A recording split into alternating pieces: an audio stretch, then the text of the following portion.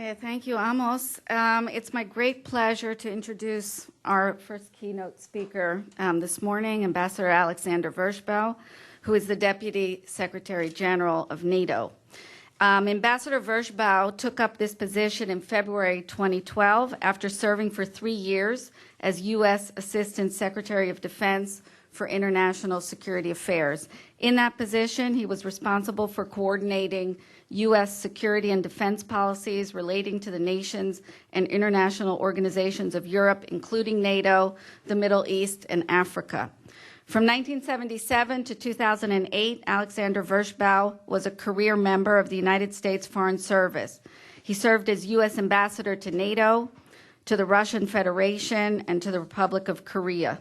He also held numerous senior positions in Washington, including Special Assistant to the President and Senior Director for European Affairs at the National Security Council. Ambassador Vershbow holds a BA in Russian and East European Studies from Yale University and a master's degree in International Relations and certificate of the Russian Institute from Columbia University. During his U.S. government career, Ambassador Vershbow received numerous awards. The latest, it was the Department of Defense's Distinguished Civilian Service Medal, but there's a long list. There were many more awards. And I'm most happy to invite you to deliver your keynote presentation, Future of Missile Defense, a NATO Perspective. Thank you so much. Thanks very much, Emily. And it's a pleasure to be back in Israel and an honor to speak to you today. And it's a great honor to be also introduced by Amos Yadlin, with whom I worked very closely in my Pentagon job. And let me also thank the INSS for organizing this very timely conference and for the close cooperation that the Institute has maintained with NATO for many years. As Middle Eastern issues rise on the Alliance's agenda, we will continue to look to the INSS's scholars for insights on the challenges facing the region in the years ahead. And I think most of us agree that ballistic missiles represent a special challenge. They can carry conventional, chemical, biological, or even nuclear weapons over short or long distances. They inject an element of risk into the geopolitical landscape that's hard to measure, but highly destabilizing. Rogue states can use the possession of such missiles to intimidate their neighbors, extend their influence, and protect their unpopular and deteriorating regimes. As Israel knows well, ballistic missiles and rockets can be used by extremist groups to terrorize civilian populations, derail political negotiations, and undermine regional stability. So in a nutshell, the proliferation of ballistic missiles is a seminal challenge for security in the 21st century, but fortunately, one that can at least in part, be mitigated thanks to advances in missile defense technology. So today I'd like to talk to you about what NATO is doing to develop a ballistic missile defense, how we hope to cooperate with Russia, and how NATO and non-allied states like Israel could engage on this issue in the future. I'll also touch on how missile defense could be a means for states with differing interests in the Middle East and Gulf region to counter threats to their security. So first, where does NATO stand on missile defense? Allies regularly review the potential threats posed by missile proliferation. They take very seriously the fact that dozens of countries, including several in NATO's immediate neighborhood, are developing ballistic missiles of increasing range and sophistication. Based on our threat assessment, we made the formal decision at our Lisbon summit in 2010 to begin construction of a NATO missile defense system that could defend NATO's European territory, population, and military forces against potential ballistic missile attacks. And this was a step change compared to previous NATO efforts that focused exclusively on theater missile defense of deployed forces. The NATO system is designed to be big enough to defend against limited attacks by states and non-state actors potentially threatening us, while remaining small enough not to fuel regional arms races.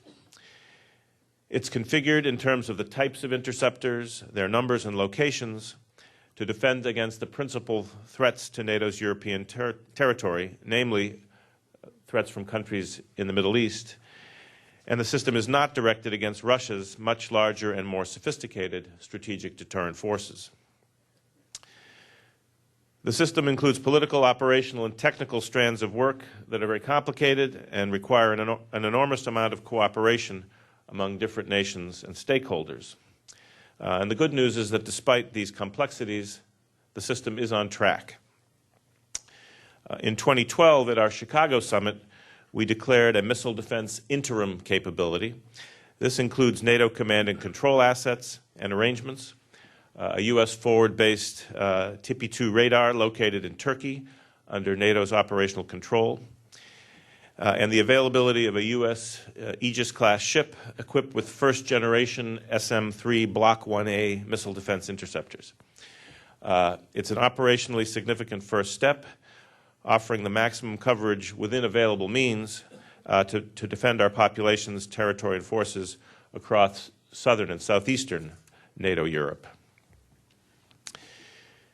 Today, we're working towards our goal of achieving the full operational capability, the FOC, of the system, which would mean full coverage and protection for all NATO European populations, territory, and forces, all the way up to Norway and Iceland. This will be achieved by the phased deployment of new versions of the SM-3 missile at land-based sites in Romania in 2015 and in Poland in 2018, as well as additional U.S. sea-based assets that will be home-ported in Spain. Achieving FOC depends on various factors, including command and control arrangements and operational planning. But within a few years, we expect to have an initial operating capability with full operational capability to be achieved in the first half of the next decade. Now, in terms of the development and deployment, this system embodies what we like to call transatlantic teamwork. While the primary assets, the SM-3 interceptors and the forward-based radar, are being provided by the United States, the Netherlands is upgrading 4 frigates with missile defense radars. Germany is hosting the NATO command and control system at Ramstein Air Force Base, and it's considering upgrading its ship-based radars. Turkey, Romania, Poland, and Spain have all agreed to host elements of the system, and other allies may provide additional voluntary national contributions to the overall system to include deployment of additional lower-tier theater missile defense systems. And as the current deployment of German, Dutch, and U.S. Patriot missiles to Turkey reminds us, NATO needs additional deployable TMD capabilities in its crisis management toolbox, even as we deploy a territorial BMD capability. Now, of course, missile defense has only limited capability. NATO's planned missile defense system will not constitute a shield protecting us against every threat all of the time. But through a range of missile defense capabilities, combining territorial and theater missile defense systems, NATO can complicate the calculations of potential adversaries by making them think twice about attacking or even threatening to attack. And in the last resort, our system could mitigate the catastrophic effects of an attack and even prevent them. So what's the place of missile defense in NATO's overall posture? The Allies understand that missile defense can complement the deterrent role of nuclear weapons, but it cannot replace them. We see it rather as part of an appropriate mix of nuclear and conventional capabilities that can maintain an effective deterrence and defense. And eventually, missile defense will become part of NATO's integrated air and missile defense system. So that's a short summary of where we stand at NATO. Next question, what about Russia? Here, frankly, the news isn't quite so good. At our Lisbon summit, the Allies and Russia agreed to work towards cooperation on missile defense. based on a shared appreciation of the threat posed by ballistic missile proliferation and the potential synergies that could be achieved by linking our missile defense capabilities. But putting that agreement into practice has been extraordinarily difficult.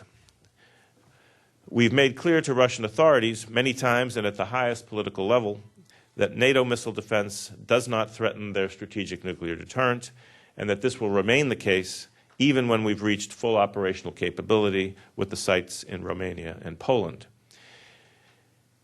And this is not just a matter of goodwill, it's a matter of facts and physics.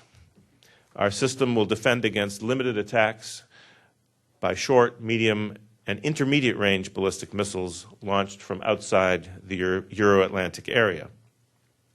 The interceptors to be deployed in Europe are not designed to defend against intercontinental ballistic missiles. Their capabilities are too limited, their planned numbers too few, and their locations too far south to intercept Russian ICBMs directed at North America. And you don't have to take my word for it. Many Russian experts have publicly agreed that the U.S.-European phased adaptive approach and NATO's missile defense system as a whole, even when fully developed, will have no appreciable impact on Russia's numerous and highly sophisticated strategic nuclear forces. This has actually been documented in numerous scholarly articles by Russian generals and rocket scientists in Russian journals. So the good news is that this shows that press freedom is not completely dead in Russia. But the bad news is that Russian leaders and senior officials seem to pay no attention to their experts. Maybe that's common to many countries. But instead, they continue to beat the drum about the purported threat posed by NATO's missile defense system to Russia's strategic retaliatory capability, coupled with ominous warnings of retaliation against a threat that does not in fact exist. Moreover, they continue to seek legally binding guarantees that the system will not be directed against Russia in the future, guarantees that would effectively limit the capacity of U.S. and NATO missile defense to meet real-world threats, limits that they know are a political non-starter. So we were disappointed but not surprised when, after 2 years of work, Russia decided recently to suspend negotiations in the NATO-Russia Council aimed at finding compromise solutions on missile defense. Despite this setback, our offer still stands, and we have made a very specific proposal for how our cooperation could be taken forward. It's substantial, it's meaningful, and we think it deserves another try. Our goal in NATO remains a combined missile defense architecture that could protect both the alliance and Russia. It would include a very high level of integration and day-to-day interaction between the NATO and Russian systems while maintaining their separate chains of command. This combined architecture would enable NATO to fulfill its responsibility to protect alliance territory, and Russia would be able to protect Russian territory. And both of us would enjoy the benefits of mutually reinforcing capabilities. In contrast with the Russians' unrealistic sectoral approach, it would preserve NATO's collective defense obligations as well as Russia's territorial sovereignty, both important matters of principle. NATO's concept would be realized through two joint missile defense centers. In the first, the NATO-Russia Data Fusion Center, NATO and Russian officers would monitor incoming intelligence and share early warning data and other information on a 24/7 basis. The second, the NATO-Russia Planning and Operations Center, is where we would actually plan together and coordinate our missile defense operations. And I'd like to stress the significance of what NATO has proposed for the second center. The idea is for NATO and Russian officers to work together on a full-time basis to develop plans for intercepting missiles that may be launched against either party in a range of scenarios. The center would develop concepts of operations, rules of engagement, and pre-planned responses for different coordinated missile defense operations that could be implemented in the event of an actual attack. So the idea would present an extraordinary degree of jointness, even though missile intercepts would be carried out through each party's separate command and control system. But there would be substantial cooperation at every stage of the intercept process, and this would greatly enhance the effectiveness of our combined missile defense capabilities. In addition, we've offered to develop full transparency on our respective missile defense plans and capabilities. And this could involve an annual exchange of information about each party's current and planned missile defense capabilities, extending several years into the future, providing confidence and predictability to military planners and to political decision makers alike. So we think that this sort of close cooperation is the best way to protect our peoples while also addressing Russia's concerns. Unfortunately, however, those proposals are, at least for now, no longer being discussed. And I should add that we're also disappointed that even the U.S. cancellation of Phase 4 of the European phased adaptive approach, and specifically the termination of work to develop the SM-3 Block 2B missile, has not changed Russia's attitude. Previously, Russian leaders had focused on Phase 4 as their primary concern, as it was intended to provide some capability to intercept ICBMs launched by rogue states, although it would have had only limited capacity to counter Russia's more sophisticated ICBMs. But despite the U.S. decision to cancel the system, Russia still raises objections, and this has left a growing impression in NATO that each time we offer to compromise, Russia just moves the goalposts further. Now, speaking as a former U.S. diplomat, I understand that Russian concerns are wider than just NATO's ballistic missile defense. They're also worried about the global U.S. missile defense architecture, including U.S. BMD systems deployed in North America and planned deployments in Northeast Asia, which are to defend U.S. allies and U.S. forces against North Korean missile attacks. Well, I regard that concern as exaggerated as well, particularly if one looks at the numbers and the geography. The important point is that those concerns should be addressed between Washington and Moscow in their bilateral discussions, and not between NATO and Moscow. We really should try to keep the two issues and discussion about the two systems, the NATO system versus the U.S. system, separate. Now, the latest claim by Russian leaders is that the recent and still to be implemented agreement on Iran's nuclear program will eliminate the need for NATO missile defense. Now, this claim is not only premature, but it's misinformed. It misunderstands the purpose of our missile defense system and the evolving nature of the threat. So I want to be very clear. NATO's missile defense system is not directed against a single country. It's not a defense against nuclear weapons, but against delivery means. It's a defense against ballistic systems that could carry nuclear, chemical, biological, or conventional warheads. A workable and verifiable agreement that ensured that Iran could not develop nuclear weapons would, of course, be a great step forward. But the problem of ballistic missile proliferation will remain as pressing as ever. Now, of course, should international efforts reduce the threats posed by ballistic missile proliferation, our missile defense would adapt accordingly. So, I still believe, I'm always an optimist, that cooperation on missile defense could still be a real game changer in NATO-Russian relations. And I still hope that Russia may yet join us in this endeavor, and in doing so improve NATO's security and Russia's security. But if the opportunity is missed, life will go on. NATO will continue to develop the capabilities that it deems necessary to defend itself against the growing missile threat. Now, let me conclude with a few words on NATO's engagement with third states on missile defense, and specifically about NATO's engagement with Israel and other Middle Eastern states. As a matter of policy, the alliance remains prepared to engage with third states on a case-by-case basis to maximize transparency, mutual confidence, and, in some cases, system effectiveness. And it's only appropriate that we do so because missile defense is a strategic capability, and as such, it could have an impact on our neighbors and our partners in Europe and beyond. Now, for the moment, NATO and Israel do not have a dialogue on missile defense, but I believe that such a dialogue, should the Allies and Israel reach the decision to pursue it, would be very helpful for NATO and for Israel alike.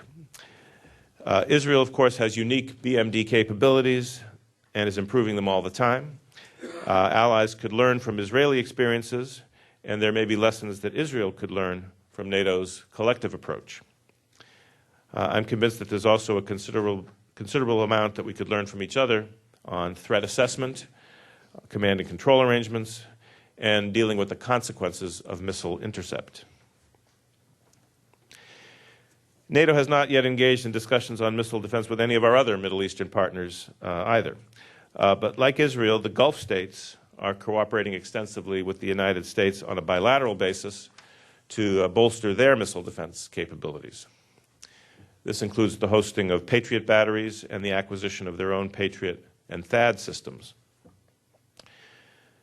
The growing interest in missile defense is based on a shared concern on the part of the United States and its Gulf partners about the destabilizing potential of Iran's expanding arsenal of ballistic missiles and the leverage that those systems, if not countered, could provide in a crisis.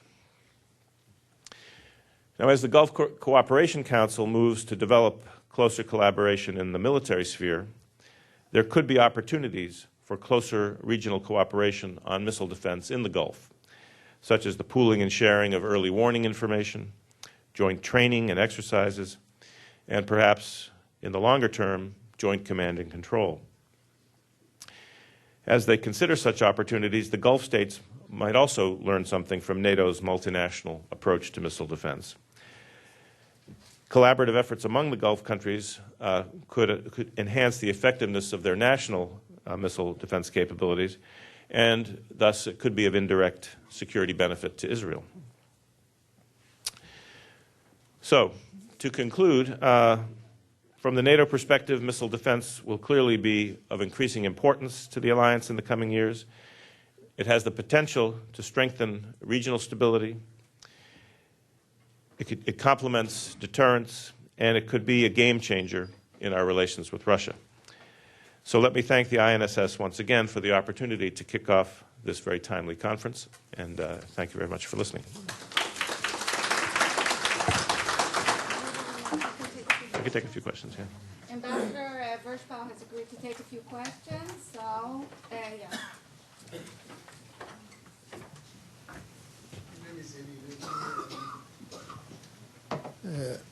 Since I know some EU countries that also are trying to develop their own ATBMs, is there a synergy between the NATO defending Europe and the EU countries having their own ATBMs? Their own ballistic missile? The EU countries? The Europe, like Yeah. France or Oh, okay. other countries. Yeah. Well, at NATO, we think of these as contributions to NATO, and the European Union, although it's developing a stronger defense capacity under the Common Security and Defense Policy, hasn't itself addressed missile defense as a mission for the EU. But yes, the French are working in collaboration with Italy on the Euro-SAM, which has some lower-tier ballistic missile capability. Germany and Italy have been working with the United States on MEADS, the Medium Extended Air Defense System, which has produced some advances in radar technology, which may be incorporated into a deployed MEAD system or may be applied to some other future generation systems. Poland is looking to acquire a lower-tier missile defense capability. Turkey is also looking at that as well. So there are a number of nations that are looking to make contributions in the area of missile defense. And I think it reflects a growing consensus among allies that missile defense is here to stay. It's important, that it is something worth investing in. And this is a big change from the situation even 4 or 5 years ago, when there was a lot of disagreement within NATO and across the Atlantic about the importance of missile defense. But the Lisbon summit, I think, was a very important breakthrough in leading to Allied-wide consensus that we need to invest more in missile defense, both at the theater level and in terms of defending the wider territory. Yes, that's Dan Williams from Reuters. Good morning, Ambassador. Thank you. There were disclosures, I think it was through WikiLeaks, in the last couple of years that the Erdogan government had voiced misgivings about Turkey playing a role in missile defense because it might inadvertently or indirectly provide coverage for Israel. Can you comment on that? Is that still a current problem from a very significant NATO member? I think there's been a lot of confusion in the Turkish debate, and I think that there was misperception that somehow the NATO system would be focused on the protection of Israel, or that Israeli-based assets would be part of the NATO system, when in fact these are two separate issues. And in fact, one of the key counter-arguments to that misperception was the fact that the radar that is now deployed in Turkey, the AN-TPY-2, the forward-based radar, which is really key to the system for defending Europe, has certain capabilities, but the United States, on a bilateral level, has deployed the same radar in Israel, recognizing that these are separate systems with separate geographical challenges and technical challenges. So I think that issue has receded. It may still be a problem among some parts of Turkish public opinion, but I think Turkey is now, as a government, supportive of missile defense, and indeed has, of course, been benefiting from the deployed Patriots now for more than a year, deterring the Assad regime from firing some of its Scud missiles against civilian population centers in Turkey. I think we have time for one more question, if anyone? Yes, Leon. Hello, Azrael Bermat, INSS.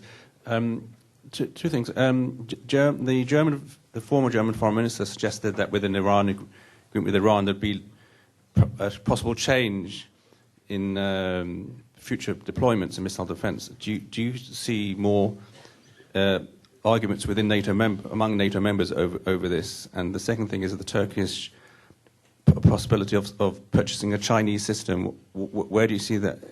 Where do you see that going?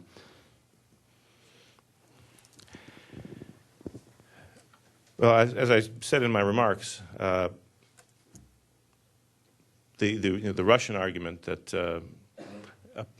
the deal with Iran, which hasn't yet been implemented, removes the basis for missile defense is simply misinformed, because even if there were complete elimination of the Iranian nuclear program, which is still a distant prospect, Iran has a large spectrum of ballistic missiles that even today can launch conventional payloads or potentially chemical payloads, so that the need for missile defense will still exist. And of course, Iran is only one of many countries that is developing ballistic missiles in NATO's neighborhood. So there may be differing views on this in the alliance. We're a democratic alliance with freedom of speech. But I think the general view is that it's a bit of a moving of the goalposts. And indeed, if one looks back at Russian and American statements made over the years when we were trying to engage in cooperation on missile defense, the focus was on missile proliferation, not on nuclear weapons proliferation or nuclear armed missiles. So, but first, of course, we have to see even the interim agreement with Iran implemented, and that will only push back a little bit the program, but there's still a second stage that must be pursued. On the Turkish acquisition of a Chinese-made air and missile defense system, of course, each NATO member has the sovereign right to decide where to acquire its military capabilities, but many allies have voiced concerns about the difficulty of integrating a Chinese system in NATO's integrated air and missile defense system. And My understanding is that the Turkish decision is not final, that there's still possibility that they could shift toward either a U.S. or a European alternative. So discussions are ongoing. But at the end of the day, Turkey can make its own decisions. Thank you very much. You're welcome. Thank you so much, Ambassador Vershbow. We're going to continue straight to the next session that Shlomo Brom will be chairing.